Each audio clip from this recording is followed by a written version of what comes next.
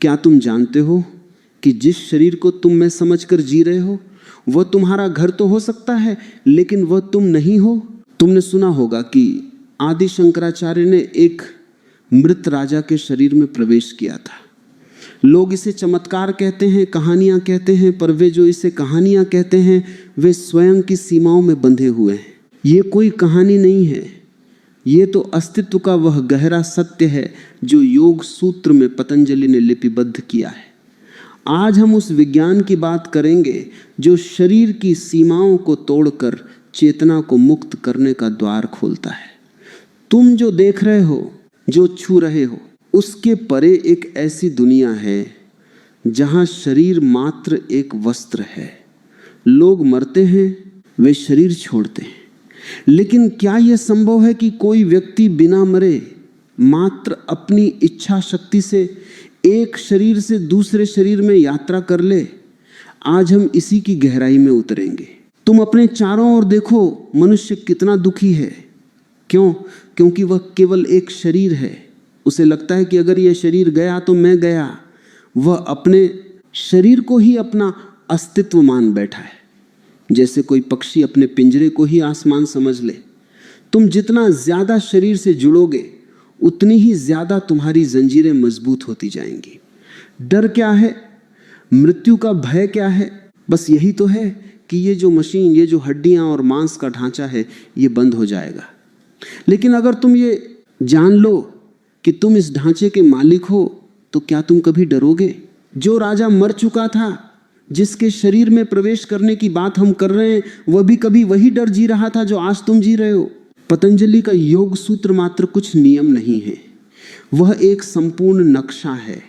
पतंजलि कहते हैं कि चित्त की वृत्तियों का निरोध ही योग है, और जब चित्त शांत हो जाता है तो वह एक ऐसी अवस्था में पहुंच जाता है जहां शरीर के नियम उस पर लागू नहीं होते।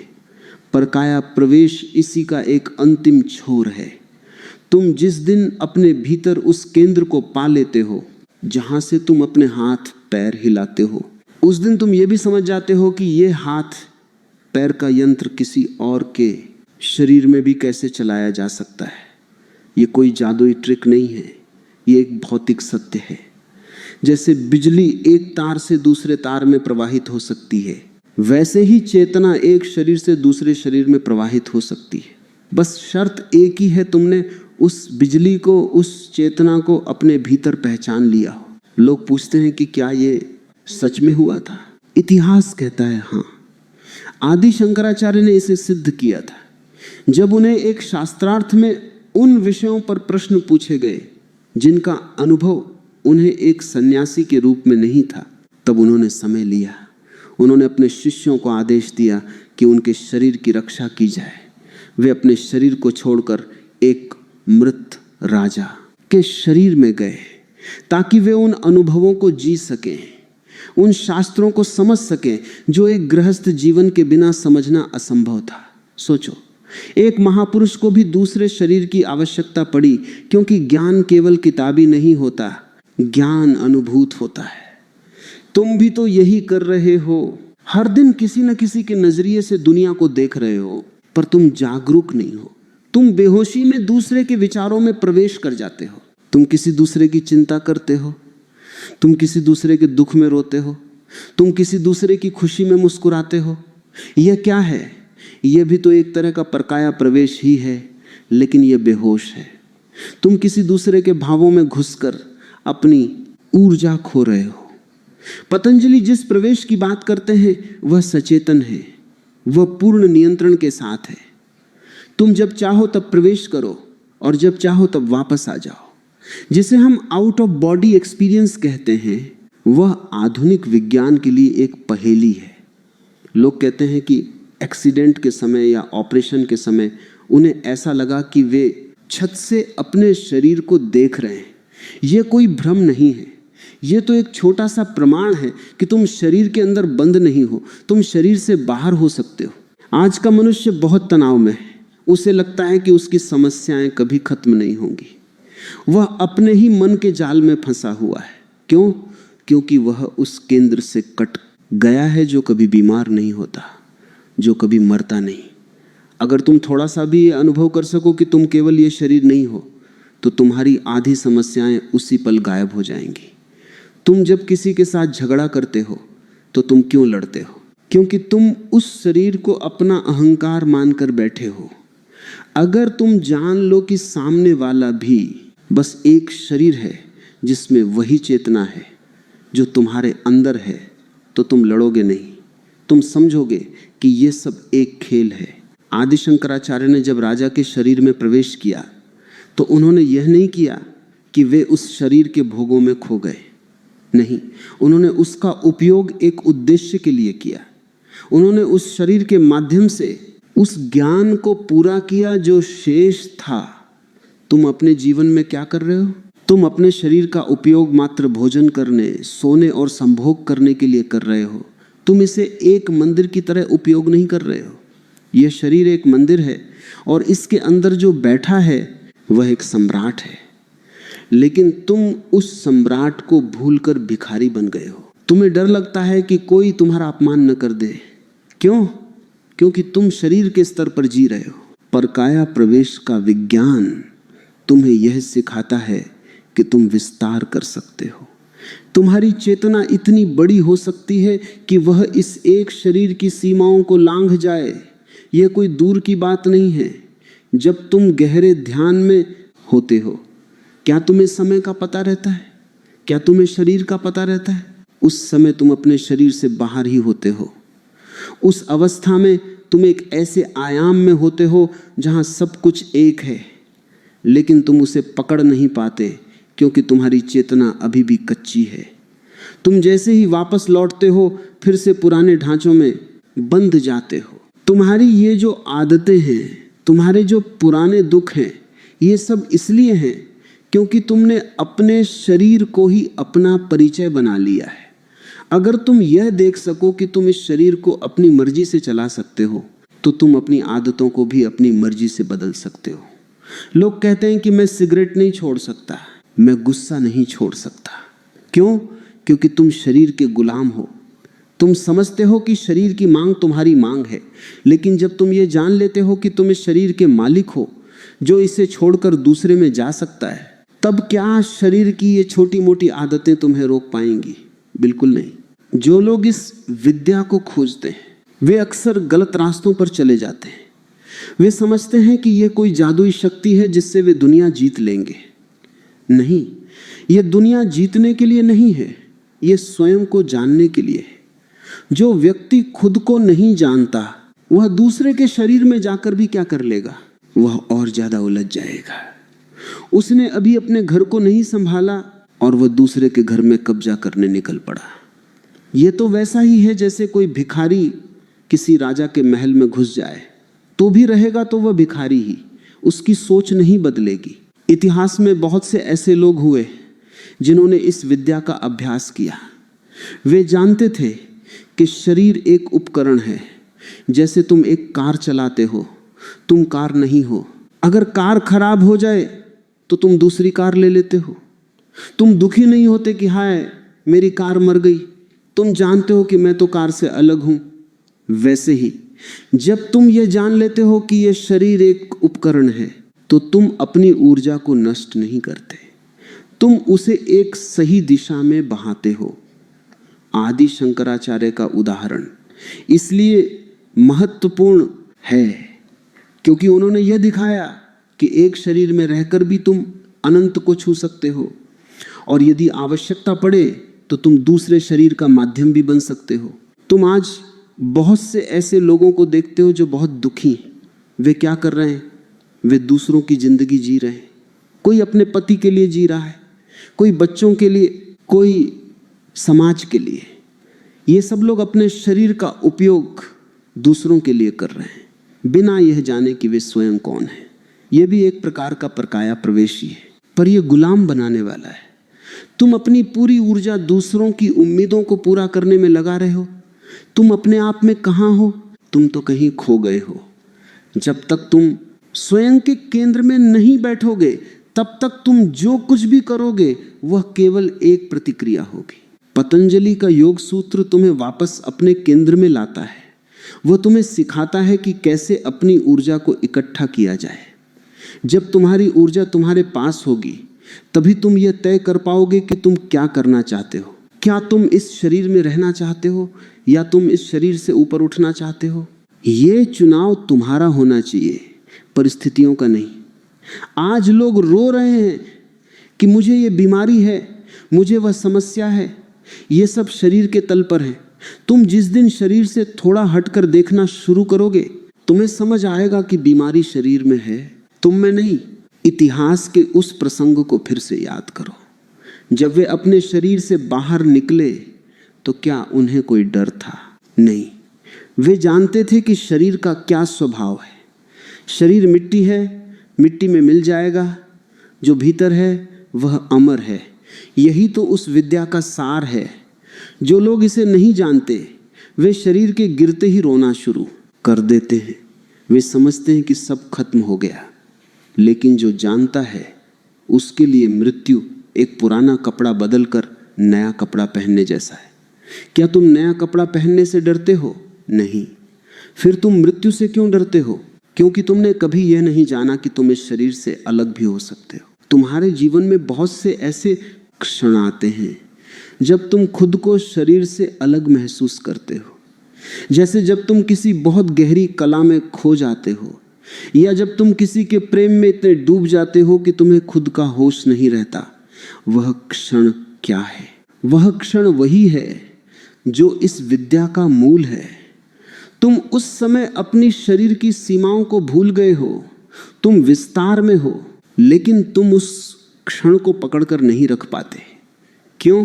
क्योंकि तुम डर जाते हो कि अगर मैं पूरी तरह से शरीर से बाहर हो गया तो क्या होगा। यही डर तुम्हें वापस खींच लाता है। यही डर तुम्हें सीमित रखता है। इस डर को मिटाने के लिए ही तो ये सारा ज्ञान है। जब तुम ये जान लोगे कि तुम्हारा अस्तित्व इस मांस मज्जा से बहुत गहरा है तब तुम डरना बंद कर दोगे। और जिस दिन तुम डरना बंद कर दोगे उस दिन तुम जीवन को जीना शुरू करोगे। अभी तो तुम बस जीवन को ढो रहे हो, तुम जी नहीं रहे हो। तुम मर मर कर जी रहे हो। अगर तुम वास्तव में जीवित होना चाहते हो तो तुम्हें यह समझना होगा कि शरीर एक यंत्र है जिसे बहुत बुद्धिमानी से बनाया गया है।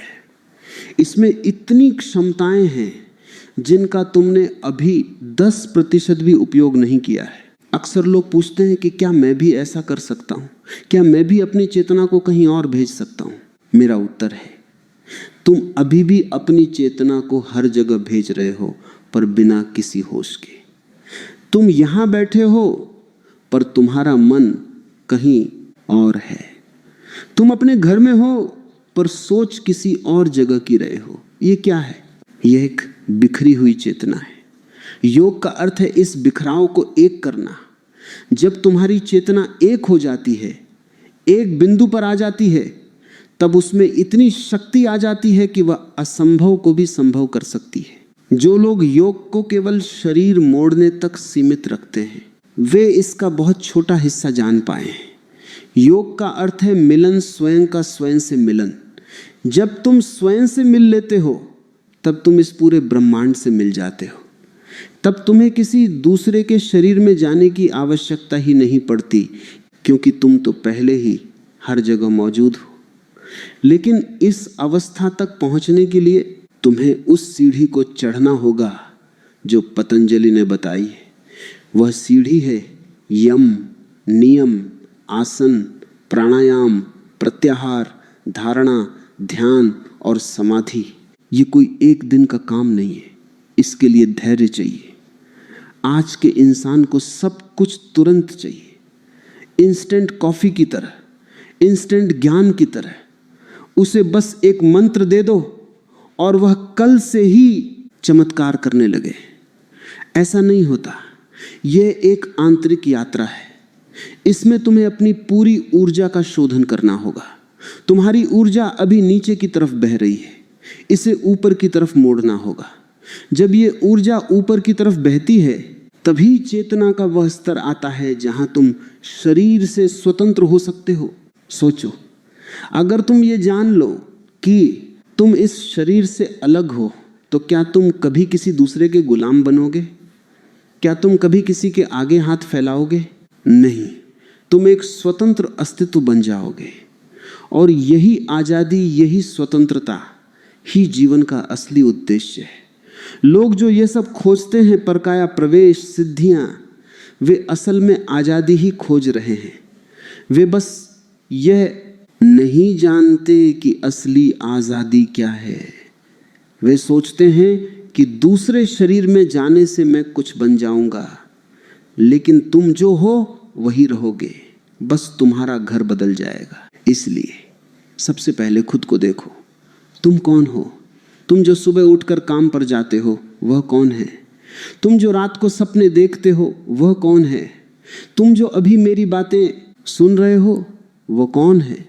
उस कौन को खोजो, वही असली केंद्र है, वही चेतना का स्रोत है, वही वह शक्ति है जो एक शरीर से दूसरे शरीर में जा सकती है।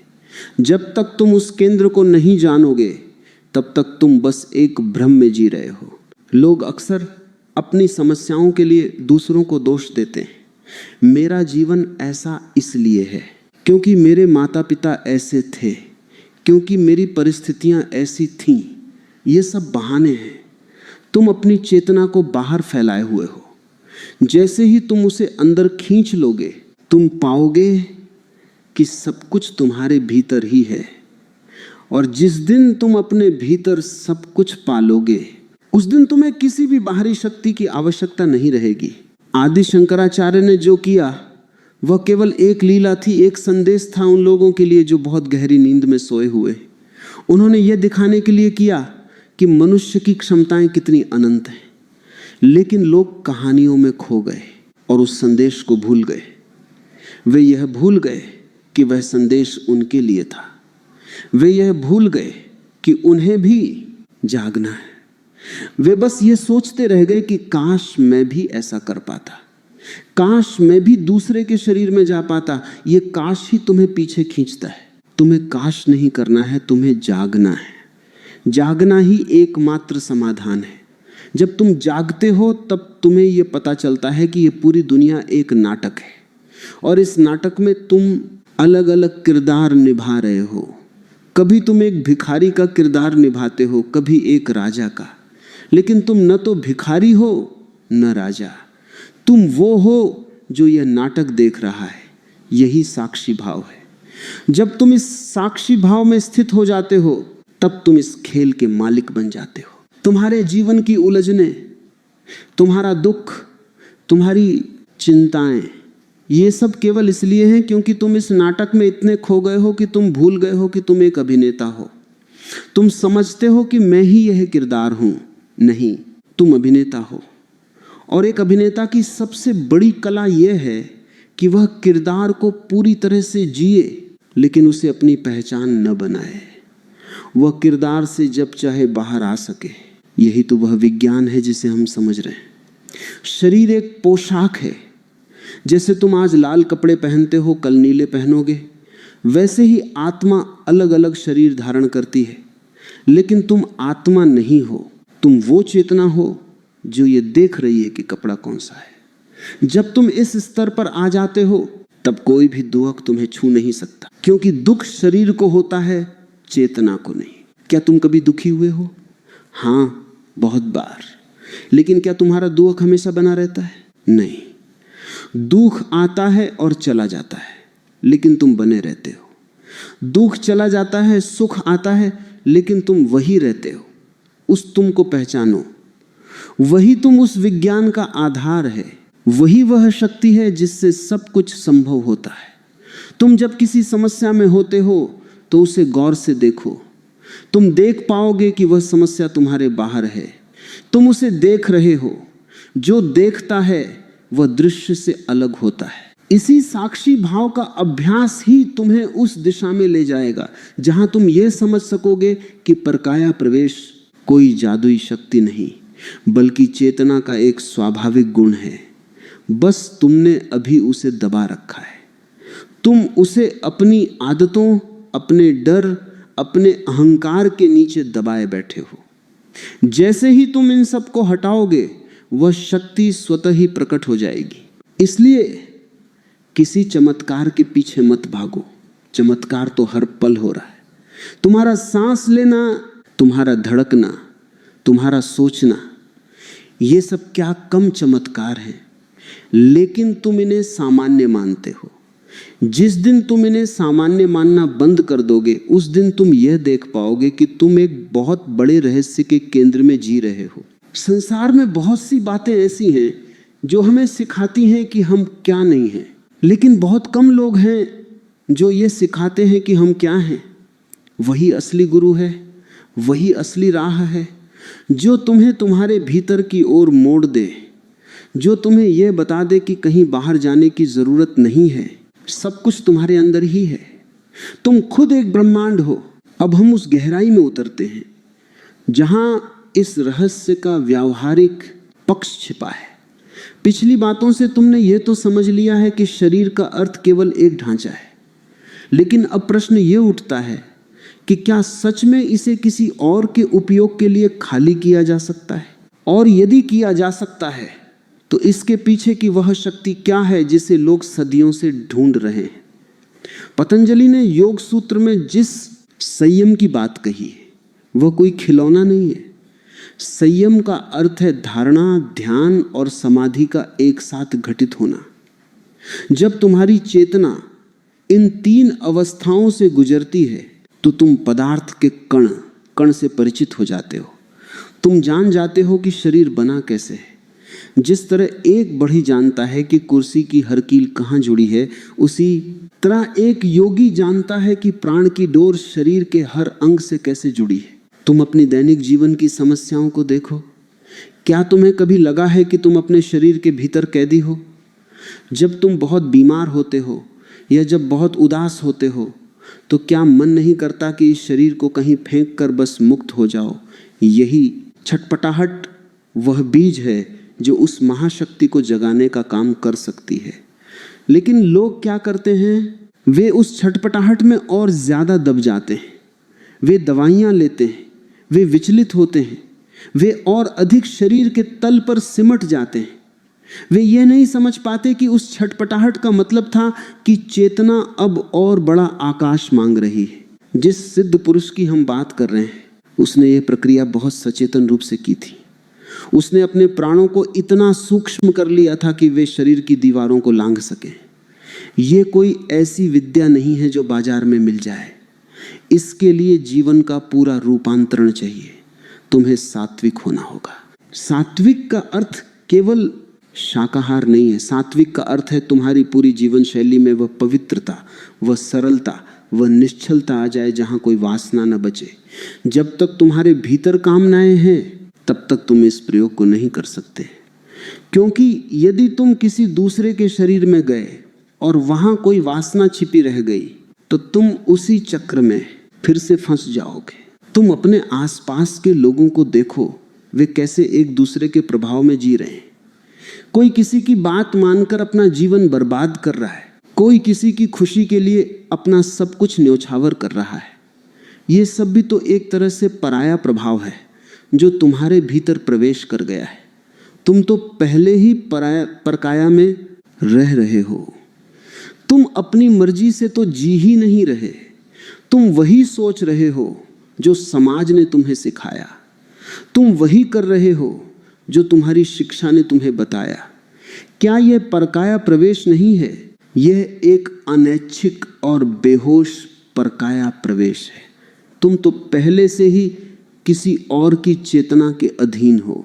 पतंजलि का वह विज्ञान कहता है कि पहले इस परायापन को मिटाओ। जो विचार तुम्हारे नहीं हैं उन्हें बाहर फेंको। जो मान्यताएं तुम्हारी नहीं हैं उन्हें तोड़ो।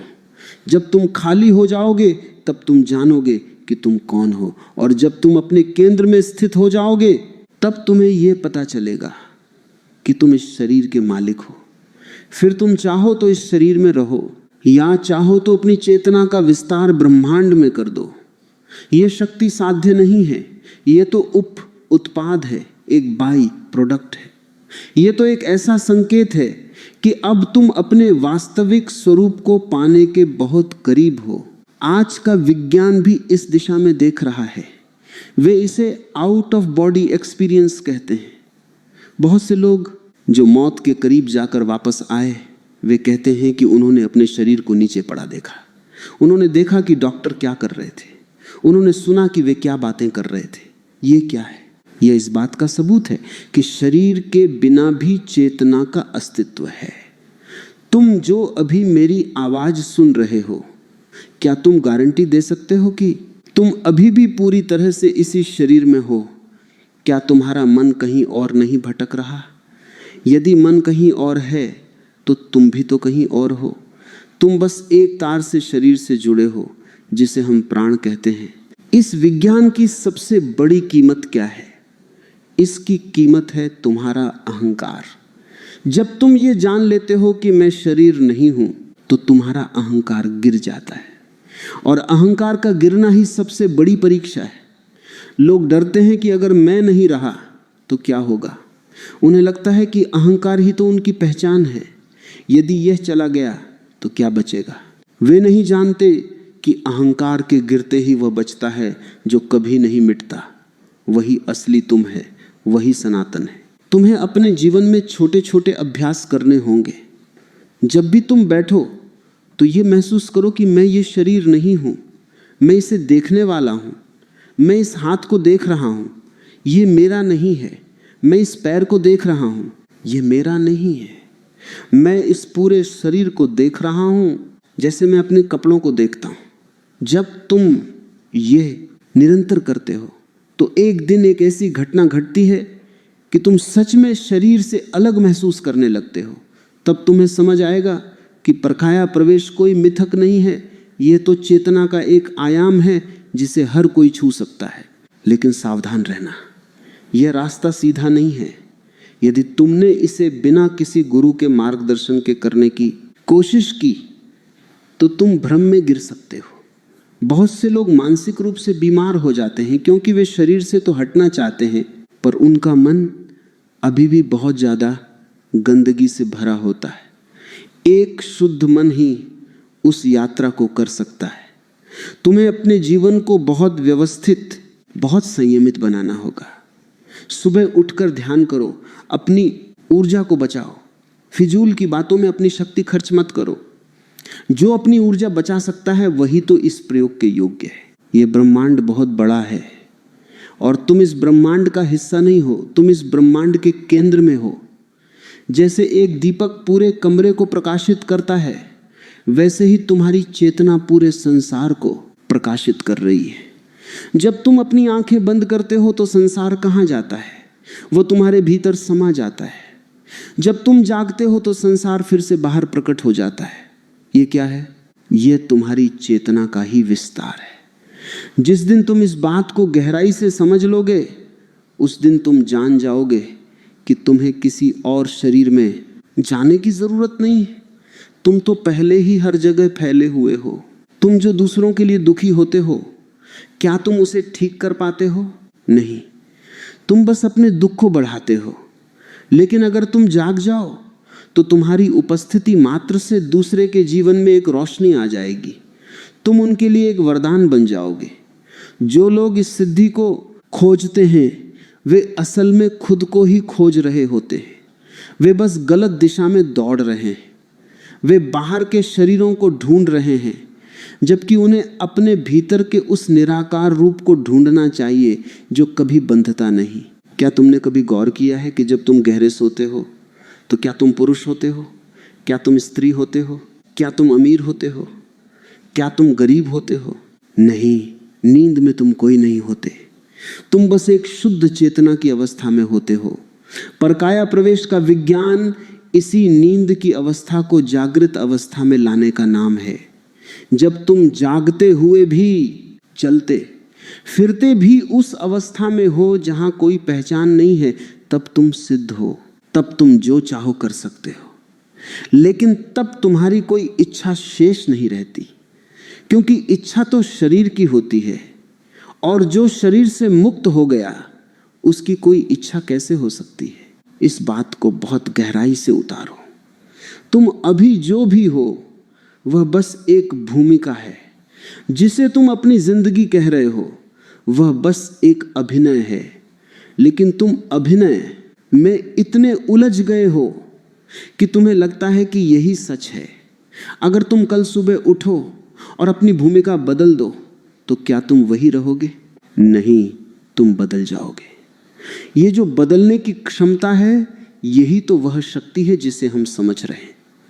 तुम जितने जल्दी इस अभिनय को समझ लोगे, उतना ही ज्यादा तुम आनंद में रहोगे। संसार में बहुत सी सिद्धियां हैं, लोग उनके पीछे भागते हैं, पर मैं कहता हूं तुम तो स्वयं एक सिद्धि हो।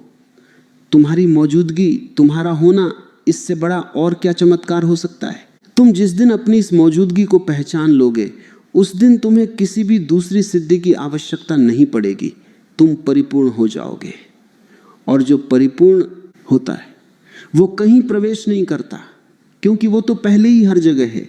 तुम्हारे अंदर वह बीज मौजूद है, बस उसे पानी की जरूरत है। वह पानी है ध्यान। ध्यान करो, अपनी ऊर्जा को नीचे से ऊपर की ओर ले जाओ। अपने विचारों को देखो, अपनी भावनाओं को देखो, पर उनमें उलझो मत। बस देखते रहो। जैसे तुम खिड़की से बाहर सड़क पर गाड़ियों को गुजरते हुए देखते हो, वैसे ही अपने विचारों को देखो। जब तुम देखना शुरू करोगे तो तुम पाओगे कि विचार तो जा रहे हैं, पर तुम स्थिर हो। वही स्थिरता तुम्हारा असली घर है। अंत में मैं बस यही कहूंगा कि ये जो ज्ञान मैंने तुम्हें दिया है, इसे केवल बुद्धि से मत समझो, इसे अपने जीवन में उतारो, इसे प्रयोग करो। जब तुम प्रयोग करोगे तब तुम जानोगे कि सत्य क्या है। शब्द तो बस संकेत हैं, सत्य तो तुम्हारे अनुभव में है, और अनुभव तुम स्वयं करोगे। कोई भी तुम्हें अनुभव नहीं दे सकता। तुम्हें खुद अपनी यात्रा पर निकलना होगा, और जो निकलता है वह कभी खाली हाथ वापस नहीं आता। वह या तो खुद को पा लेता है, या वह पूरी तरह से मिट जाता है।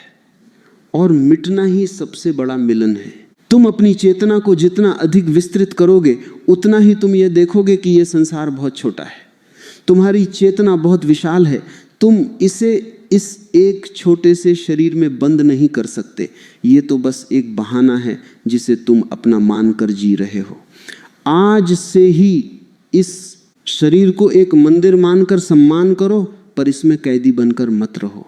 इसका उपयोग करो, पर इसके गुलाम मत बनो। यही जीवन जीने की कला है, यही योग का सार है। तुम स्वतंत्र पैदा हुए थे और स्वतंत्र ही मरोगे। बस बीच के इस समय में अपनी स्वतंत्रता को याद रखो, यही सबसे बड़ा सत्य है।